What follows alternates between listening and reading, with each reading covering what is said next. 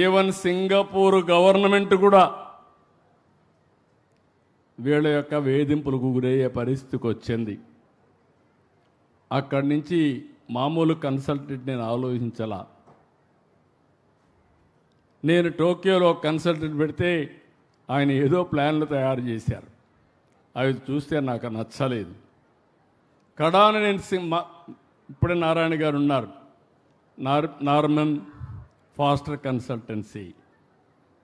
ఇక్కడ చేసే సరిగా చేయకపోతే అందరిని రమ్మంటే రాలేరు కాబట్టి 4 రోజులు వాళ్ళ ఆఫీసులో 3-4 రోజులు వాళ్ళ ఆఫీసులో కూర్చొని ఉదయం నుంచి సాయంత్రం వరకు పని చేయించి ఇప్పుడు మనం తయారు చేసినటువంటి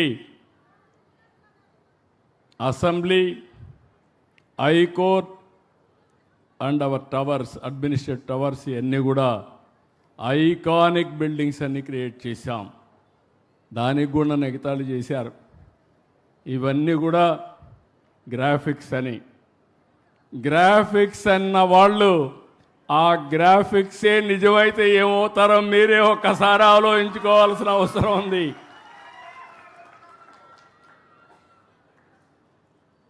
ఇప్పుడు ఇక్కడికి వచ్చినప్పుడు నేను ప్రతిరోజు 2 నిమిషాలే దేవుణ్ణి ప్రార్థిస్తా,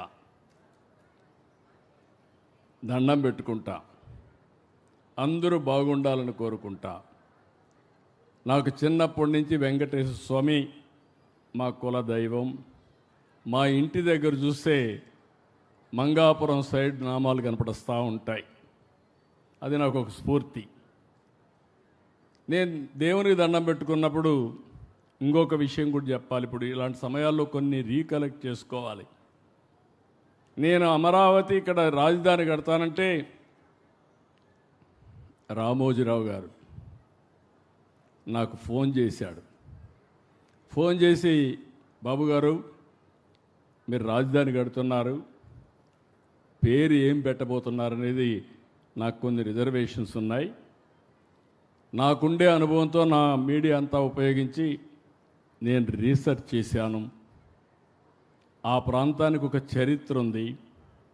ఆ ప్రాంతానికి సరైన పేరు అమరావతి అవుతుంది, మీరు ఆలోచించండి అని ఆయన ఒక రీసెర్చ్ పేపర్ నాకు పంపించాడు. అంటే మంచి పని చేస్తే అందరూ సహకరిస్తారనే దానికి ఇది ఒక ఉదాహరణ. ఆ పేరునంగానే నాకు కూడా ఒక మనసు ఉప్పొంగింది, జలధరించింది. దానికి కారణం ఆ పేరు పెడతామని అనౌన్స్ చేస్తే ఇంతవరకు అపోజ్ చేసిన వ్యక్తి కానీ ప్రత్యామ్నాయ పేరు చెప్పిన వ్యక్తి కానీ లేరంటే అది అమరావతి ప్రభావం. అక్కడి నుంచి అసెంబ్లీలో నేను అనౌన్స్ చేసినప్పుడు మీరు చూసుంటారు, నాకు పెద్ద సమస్య. హైదరాబాద్ అసెంబ్లీలో, ఓల్డ్ అసెంబ్లీలో ఆంధ్రప్రదేశ్ సమావేశాలు. నేను ఆ సమావేశాలు అనౌన్స్ చేస్తే అడ్డం పడాలంటే నేను ఆ రోజు ఆలోచించి ఏ ప్రాంతానికి ఏ విధంగా చేస్తానో, సైబరాబాద్ నిర్మాణ అభివృద్ధి జరిగిన తర్వాత కొన్ని అనుభవాలతో ఏదైతే అభివృద్ధి వికేంద్రీకరణ జరగాలని అన్ని జిల్లాలకు ఏమేం చేయబోతానో ఒక బ్లూ ప్రింట్ ఇచ్చాను. ఆ రోజు మాట్లాడిన మాటలు ఆనాటి ప్రతిపక్ష నాయకుడు, ఇప్పుడు ప్రతిపక్షం కూడా లేదు, అది వేరే విషయం.